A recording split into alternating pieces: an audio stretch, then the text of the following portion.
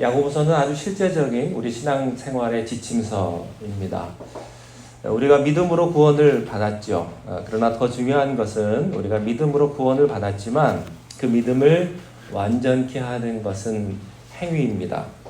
믿음으로 또 구원받은 대로 살 수 있어야 합니다. 많이 알면 뭐 하겠습니까? 아는 대로 실천하는 게 중요하죠. 오늘 대표 기도하시는데 사랑하고 싶습니다. 용서하고 싶습니다. 은혜를 많이 받았는데 그래요. 우리가 아는 대로 행하는 것 중요합니다. 우리의 신앙의 갈등은 무엇일까요? 믿는 것과 사는 것이 다르다고 하는 것입니다. 믿는 대로 좀 살고 싶은데 그게 잘 안 됩니다. 사랑하며 살고 싶은데 그게 잘 안 되죠. 그래서 늘 두 사이에 괴리가 있습니다. 갈등이 있습니다. 야고보서는 우리들에게 이렇게 말합니다. 참 믿음이라고 하는 것은 참 행동이다. 그렇습니다. 행동할 수 없는 것은 가짜 믿음이에요. 정말 믿음은 정말 행동을 가져오는 것입니다. 그렇다면 어떻게 우리가 믿는 대로 행동하고 살 수 있을까? 그 고리가 무엇일까? 그 비밀이 무엇일까? 오늘 야고보 3장에서는 우리들에게 한 가지 해답을 말씀하고 있어요. 믿는 대로 행할 수 있는 키는 언어 생활이다. 이렇게 말합니다. 혀의 문제다. 굉장히 엉뚱한 해답 같습니다. 영적이고 기도하고 금식하고 성경 공부하고 이런 데 있는 것이 아니고 너 혀 잘 사용하는 데 있다 하는 것입니다. 여러분 혀에 굴레를 씌우십시오. 혀를 통제하십시오. 혀를 절제하십시오. 그러면 여러분들이 믿는 그 믿음대로 행동하며 살 수 있을 것입니다 하는 말씀입니다. 자, 본문 1절과 2절 말씀을 우리 함께 읽겠습니다. 시작. 내 형제들아 너희는 선생된 우리가 높은 심판을 받을 줄 알고 선생이 많이 믿지 말라. 우리가 다 실수가 많으니 만일 말에 실수가 없는 자라면 곧 온전한 사람이라. 능히 온 몸도 굴레 씌우리라. 선생되는 거 조심하라고 말을 합니다. 여기서 선생이라는 말은 이 선생은 말 가지고 사는 사람이거든요. 말이 직업인 사람들. 말이 직업인 사람은요, 위선자가 될 확률이 높은 사람들입니다. 왜냐하면 좋은 말은 혼자 다 하니까. 그리고 자기가 그렇게 좋은 말을 했다고 자기가 착각을 하니까. 그렇지 않습니다. 남을 충고하는 사람은요, 자기를 기만할 확률이 굉장히 많은 사람이에요. 그래서 선생되는 거 너무 좋아하지 말아라. 남 가르치는 거, 남에게 충고하는 거 함부로 하지 말아라 하는 이야기입니다. 우리가 다 실수가 많지만 말에 실수가 없다면 그 사람은 정말로 온전한 사람일 것이다 하는 거예요. 가만 보면요, 우리가 실수가 참 많아요. 저도 말의 실수가 얼마나 많은지, 특별히 여기 한국말은 아 다르고 어 다른데 아라고 해야 되는데 어라고 해가지고 굉장히 오해하고 상처를 주는 일이 굉장히 많습니다. 어찌 여러분과 제가 실수가 없겠습니까? 실수가 없으면 우리가 하나님이죠. 그죠? 다 실수하죠. 그러나 그 실수 가운데서 가장 큰 실수는 말의 실수라고 하는 거예요. 말의 실수. 이 말은 무슨 말이냐면 내가 실수 안 할 수도 있다는 이야기입니다. 조심하면. 한국의 속담 가운데 말에 대한 속담이 굉장히 많습니다. 새치어가 사람을 죽이기도 하고 살리기도 한다. 침묵이 금이다. 이런 말도 있고요. 말 한마디가 뭘 갚아요? 천냥빛을 갚아요. 가는 말이 고와야 오는 말이 곱다. 낱말은 새가 듣고 반말은 누가 들어요? 쥐가 듣는다. 발 없는 말이 천리 간다. 가루는 칠수록 곱고 말은 할수록 거칠다. 이런 말도 있습니다. 고운 말해야 고운 밥 먹는다. 고운 밥 드시고 싶으시면 고운 말 하십시오. 참 많아요. 물은 엎지르면 주워 담을 수 없듯이 말은 한번 뱉으면 담을 수가 없다. 그러니까 속담 가운데 이 말에 대한 속담이 굉장히 많더라고요. 제가 일부만 말씀을 드린 거예요. 여러분들이 한 말 있잖아요. 어젯밤에 한 말은 이 파장에 의해서 시간이 흐름에 따라서 이 소리는 다 사라졌지만 과학이 발달하면 2000년 전에 했던 그 음성을 다시 재생할지도 모릅니다. 여러분, 우리들이 한 말은요, 사라지는 게 아니에요. 반드시 남아 있습니다. 그대로 있는 거예요. 주님 오실 때까지. 그리고 여러분의 하신 말씀은 심판을 받게 될 것입니다. 오늘 2절 말씀에 보면 우리가 다 실수가 많지만 말에 실수가 없다면 그는 온전한 사람이라고 말해도 괜찮을 것이다 하는 겁니다. 저는 여러분들에게 특별히 여러분의 언어 생활에 축복이 있기를 바랍니다. 아멘. 말을 통해서 하나님은 영광을 받으시는 거예요. 여기 2절 말씀에서 우리는 세 가지를 알 수가 있습니다. 첫 번째는 사람은 누구를 막론하고 실수할 수밖에 없는 존재다라는 사실을 압니다. 두 번째는 그 실수 가운데 가장 치명적인 실수는 말의 실수라고 하는 것입니다. 세 번째는 당신이 만일 혀를 제어할 수 있다면 당신의 생각도 제어할 수 있을 것이고 거기다가 당신의 온 몸도 제어할 수 있을 것이다 하는 거예요. 특이한 사실은 이 말, 혀, 입술, 언어 이게 다 같은 컨셉인데요. 이 말은 동물에게는 주지 않았다는 것입니다. 사람에게만 주셨다고 하는 거예요. 물론 동물들끼리도 자기들끼리 커뮤니케이션 하는 어떤 채널이 있을 거예요. 그러나 인간의 언어는 특별히 사람에게만 하나님이 주셨다는 사실입니다. 말은 하나님이 인간에게 주신 것입니다. 왜 말을 지었을까? 하나님이 말을 하시는 분이시기 때문에 하나님과 소통하기 위해서 또 사람과 사람 사이에 사랑하기 위해서 이 언어를 말을 주셨다고 하는 사실입니다. 그러므로 여러분이 가진 그 입술을 가지고 그 말을 가지고 여러분들이 기도할 수 있기를 바랍니다. 여러분의 마음속에 있는 그 사랑의 마음을 여러분의 입술로 표현할 수 있기를 바라요. 하나님은 인간은 말을 하는 존재로 만들어 주셨어요. 따라서 사탄은요, 여기에 가장 예리하고 날카롭게 공격을 하는 것입니다. 사탄이 우리의 육신을 병들게도 하고 좌절하고 또 절망하기도 합니다만 특별히 우리의 입술 가운데 사탄이 가장 예리하게 공격을 한다고 하는 사실이에요. 여러분, 죄를 짓고 난 이후에 인간은요, 저주스러운 말을, 욕을 막 하고 사람을 파괴시키고 또 멸망케 하는 말을 얼마나 많이 만들어서 싸움의 도구로 사용하는지 모릅니다. 저는 여러분들이 이런 사탄의 이용물이 되지 않게 되시기를 바라요. 사람이요, 어느 나라에 가든 욕이 있어요. 욕.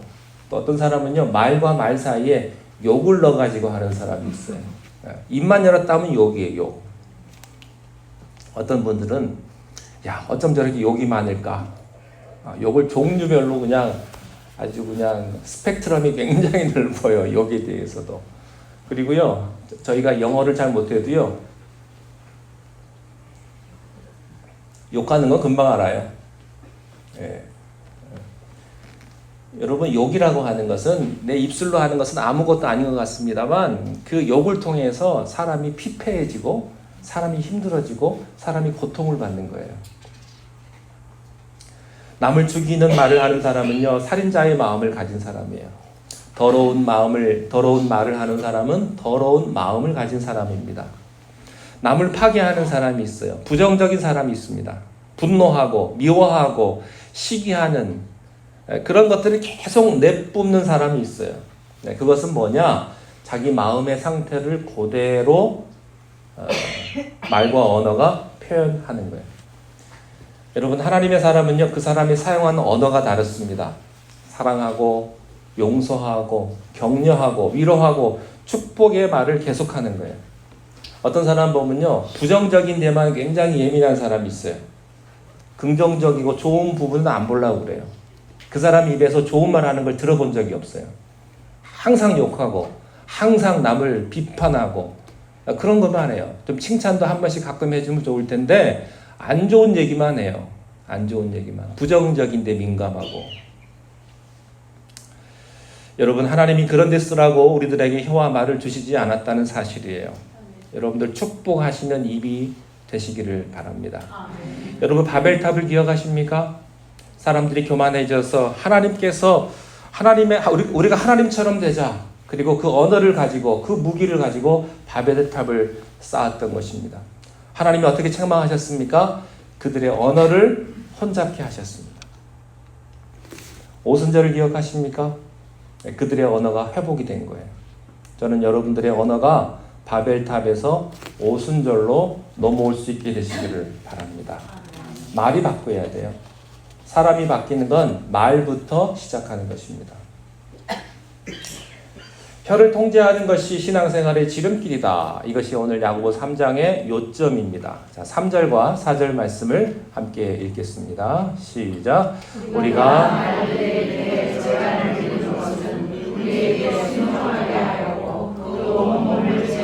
것이라 또 배를 보라. 그렇게 크고 광풍에 밀려가는 것들을 지극히 작은 키로서 운행하나니. 야고보 사도는 우리들에게 두 가지 비유의 말씀을 주십니다. 첫 번째는 말의 비유입니다. horse, 타는 말의 비유예요. 우리가 경마를 하거나 승마를 할 때 말을 이렇게 잘 훈련시켜 가지고 말을 이용해서 무엇을 하는 거예요. 우리 교회 주변에도 보면요, 말 타고 다니는 사람들이 있어요. 말 타고 다니는 건 좋은데 똥은 좀 치웠으면 좋겠어요.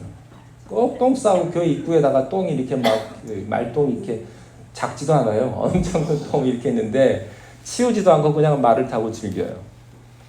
그런데 그런 말들은 다 훈련이 되어 있다는 것입니다. 그러니까 야생마들이 진말이 된 거예요. 다 입에 재갈을 물려서 주인이 원하는 대로 갈 수 있도록 만든 것입니다. 여러분, 그때 말들은 사람에게 유익을 주고 유용하게 쓰일 수가 있다는 거예요. 마찬가지로 사람이 자기의 혀를 컨트롤하지 못하고 제어하지 못하면 이 사람은요, 하나님이 쓸 수 없는 사람입니다. 하나님이 이렇게 말하라고 했는데 자기 마음대로 말을 하니까, 이런 말을 하지 말라고 그랬는데 자기 하고 싶은 얘기를 막 해버리니까, 본능적으로 생각나는 대로 기분 나는 대로 말을 막 해버리기 때문에 하나님이 그 사람을 사용할 수가 없는 거죠. 사람이 자기 생각은 무슨 생각이든 할 수 있어요. 그러나 말은 생각대로 하면 안 돼요. 말은 조심해서 하는 거예요. 어떤 사람은 이게 컨트롤이 안 되는 사람이 있어요. 막 화가 나면 막 퍼붓는 사람이 있습니다. 여러분, 그 사람들은요, 하나님이 사용할 수 없는 사람이에요.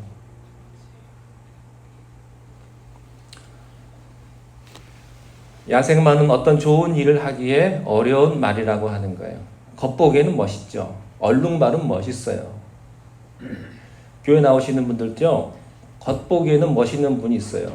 아무리 멋있으면 뭐예요? 하나님이 쓸 수가 없는데 자기 생각대로, 자기 가치관대로, 자기 경험대로 모든 걸 다 해버리는데 어떻게 하나님이 그 사람을 사용하겠어요?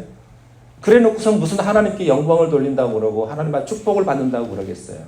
자기 하고 싶은 대로 하면서. 여러분 집에서 제일 쓰기 좋은 게 뭔지 아세요?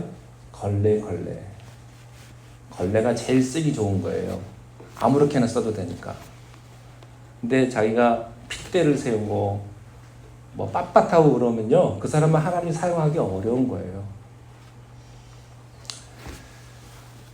제가 설교 준비하다가 이 말씀을 드릴까 말까 하다가 하지 말아야지 했는데 또 이렇게 말씀을 드리게 됩니다. 목회자 모임을 가면 제가 이제 교회 교단의 일도 좀 제가 할 수밖에 없어요. 하기는 싫은데 제가 이제 할 수밖에 없는 입장이어가지고 일을 하는데, 목회자들끼리 이렇게 모이잖아요. 그러면 다 좋아요. 다 목회자가 참, 목사님들이 성격도 좋고 성품도 좋고 그러는데 어떤 분은요, 보면요, 굉장히 이기적인 분이 있어요. 어쩜 그렇게 자기밖에 모르는지, 목사가 어쩜 저렇게 목회를 할까? 그러고서 욕을 하고 싶어요. 막 욕을 해주고 싶어. 그래서 다른 목사님 만나면 입이 근질근질해요. 저 사람 욕 좀 하고 싶은데. 예. 근데 속에서 그런 소리가 들리는 거예요. 그러는 너는 이기적이지 않냐? 뭐 그런 생각이 드는 거예요. 근데 또 이렇게 막 욕을 하잖아요. 그렇다고 해서 내 마음이 풀리느냐, 내 마음이 좋아지느냐, 그렇지도 않아요. 그러니까 내 마음만 더 힘들어지는 거예요. 생각나는 대로 내가 말을 함부로 해버리면 여러분 그 말이 오히려 나를 덜미 잡는다는 사실을 꼭 기억할 수 있기를 바랍니다. 두 번째 비유는 배의 비유예요. 타는 배, 바다에 있는 배. 풍랑이 일어날 때 배는 요동을 합니다. 풍랑을 따라 배가 가게 되는 것이죠. 그러나 그 배 안에 있는 작은 키 하나가 방향을 제대로 잡으면 아무리 큰 풍랑이라 할지라도 배는 어떤 방향을 향해서 간다는 거예요. 여러분이 아무리 힘들고 어려워도 여러분의 입술을 딱 정해가지고 그 방향을 잡고 있으면 그것은 하나님께서 기뻐하시는 축복의 길로 가게 인도하는 키와 같다고 하는 것입니다.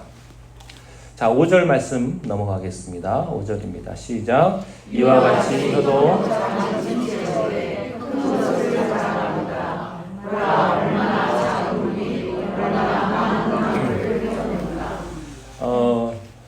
여름이 되면 캘리포니아에 산불이 일어납니다.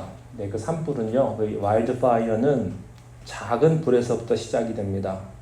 네, 작은 담배꽁초 하나, 그 작은 불 하나 때문에 전체 산을 태워버리는 동부 쪽에서 캐나다에서도 불이 났는데 그것 때문에 전 세계가 까만 연기로 뒤덮이는 큰 산불로 퍼져갔다고 하는 것입니다. 이 작은 불이 바로 우리의 혀와 같다는 거예요. 작은 불이 어찌 큰 나무를 태우는가 보라.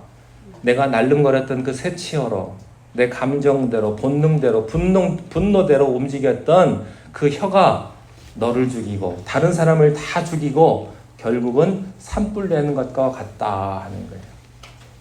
산불이 나면요 건질 게 별로 없어요.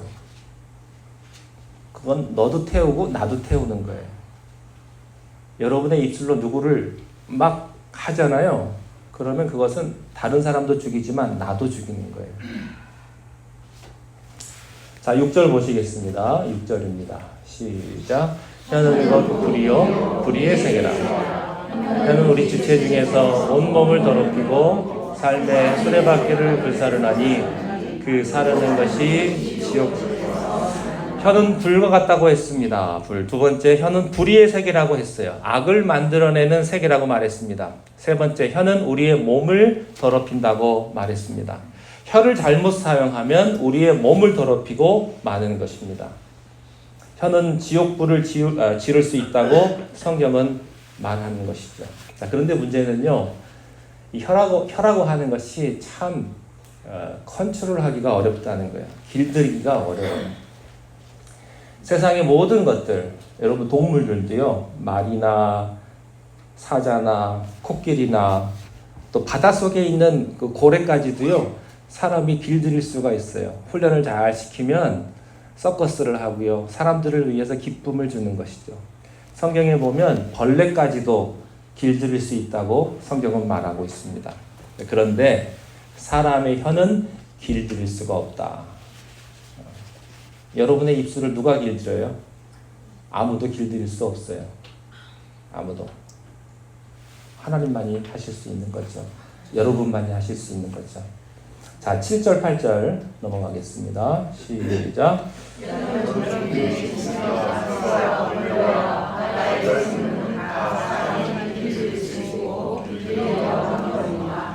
너는 능히 길들일 사람이 없나니 쉬지 아니하는 악이요 죽이는 독이. 우리가 예수 믿고 거듭났는데 여러분 우리의 입술도 거듭나야 될 줄로 믿습니다. 우리의 입술도 좀 거듭나야죠. 할 말 못할 말 좀 구분해서 하고요. 마귀가 여러분의 혀를 쓰지 않게 되시기를 바랍니다. 쉬지 않는 악이요. 얼마나 우리는 계속해서 조잘되는지, 얼마나 우리는 계속해서 남을 씹는지. 사람들이 모이면요, 참 남을 잘 씹어요. 특별히 전문가들일수록 남을 잘 씹습니다. 왜냐하면 서로 잘났다고 생각을 하니까. 제가 보니까 연예인들이 잘 씹어요. 연예인들이. 또 음악 하시는 분들도 만만치 않더라고요.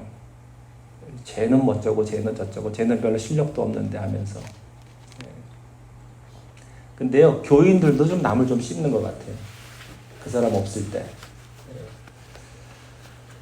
어떤 사람 이렇게 얘기를 들어보는데 같이 이제 그 동료들하고 같이 이제 누굴 씹다가 이제 자리를 좀 뜨고 싶은데 자리를 못 뜨는 거예요. 왜? 내가 자리를 뜨면 나를 씹을까 봐. 그래서 남아가지고 끝까지 같이 씹고 그리고 헤어질 때까지 같이 헤어지고. 여러분이 혀라고 하는 것이요, 사람을 죽이기도 하고 살리기도 해요. 혀를 잘 쓰면 죽어가고 절망하는 사람들을 위로하고 용기를 주고 다시 살게 할 수도 있어요. 따뜻한 말 한마디가, 격려하는 말 한마디가 모든 것을 포기하고 절망하는 사람에게 용기를 줄 수도 있다는 것이죠. 그러나 그렇지 아니하면 이것은 죽이는 독이요 쉬지 않는 악이라고 말을 했습니다. 그래서 혀를 통제하는 사람은 온전한 사람이라고까지 말을 한 것이죠. 왜 이렇게까지 말을 했을까 이해가 되는 거예요. 여러분, 부부가 왜 이혼합니까? 왜 헤어집니까? 말을 잘못하기 때문에. 같은 말을 해도 말을 잘못하기 때문에 그것이 나중에 상처가 돼가지고 헤어지게 되는 거예요. 여러분의 자녀들이 왜 어려워요?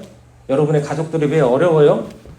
이 말, 언어 생활에 문제가 있었기 때문에, 자식이라고 말을 함부로 하기 때문에, 내 가족이라고, 내 어머니라고 말을 함부로 하기 때문에, 말은 한 번 나가면 다시 주워 담을 수 없기 때문에 상처를 주게 되는 것이죠. 여러분, 오늘 이 시간부터 여러분의 언어 생활에 거듭나는 그런 축복이 있게 되시기를 바랍니다. 그러면 여러분의 가정과 여러분의 기업과 여러분의 교회에 축복이 오기 시작을 할 거예요. 말 함부로 하는 사람하고 누가 사귀고 싶겠어요? 그렇게 더러운 말을 하고 제멋대로 말하는 사람을 누가 가까이 하고 싶겠습니까? 그렇지 않겠어요? 여러분 같으면 말 함부로 하는 사람, 막 하는 사람하고 가까이 하고 싶으세요? 자, 9절과 10절 말씀을 함께 읽겠습니다. 시작. 이것으로 우리가 주 하나님을 찬송하고 또 이것으로 하나님의 형상대로 지음을 받은 사람을 저주하나니 한 입에서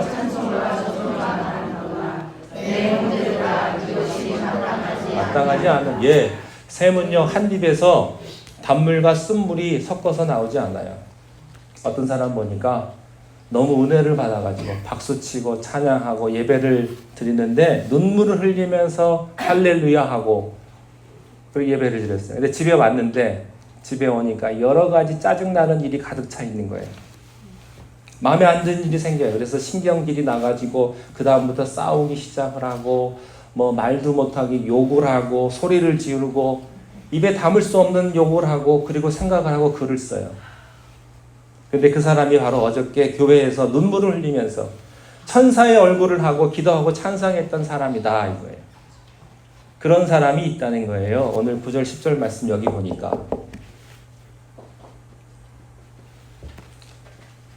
한 입에 뭐와 동시에 있어요? 찬송과 저주가 같이 있어요. 그런 분이 없게 되시기를 바랍니다. 자, 11절 넘어가겠습니다. 11절 시작. 샘이 어찌 구멍을 어찌 단물과 쓴물을 오전에는 쓴물 나고 오후에는 단물이 나면 사람들이 얼마나 갈등을 느낄까요? 여러분이 찬송도 하고 욕도 하면요 다른 사람들이 갈등을 합니다. 괴롭습니다. 이게 한 가지만 하시기를 바랍니다. 오늘 특별히 언어 생활 때문에 실수하고 말 때문에 고통을 받으신 분들 오늘부터 언어 생활에 축복의 있게 되시기를 바라요. 자, 마지막 12절입니다. 시작. 내 형제들아 어찌 무화과 나무가 감람 열매를 포도나무가 무화과를 맺겠느냐.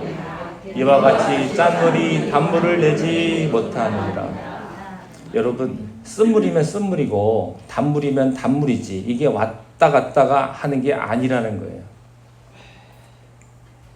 여러분의 입에 축복하는 말, 격려하는 말, 용서하는 말, 사람을 살리는 말, 이런 것들로 습관을 만드시기를 바랍니다.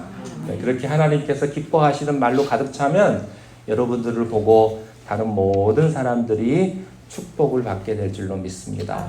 기도하겠습니다. 하나님 아버지, 우리를 축복하옵소서. 우리의 죄된 입술을 주님 안수하시고 우리의 입술로 사람을 죽이는 말을 하는 것이 아니라 비판하고 부정적인 말을 하는 것이 아니라 사람을 살리고 용기를 주고 위로를 주고 또 축복을 줄 수 있는 말들로만 우리의 입술이 가득 차게 인도하여 주시옵소서.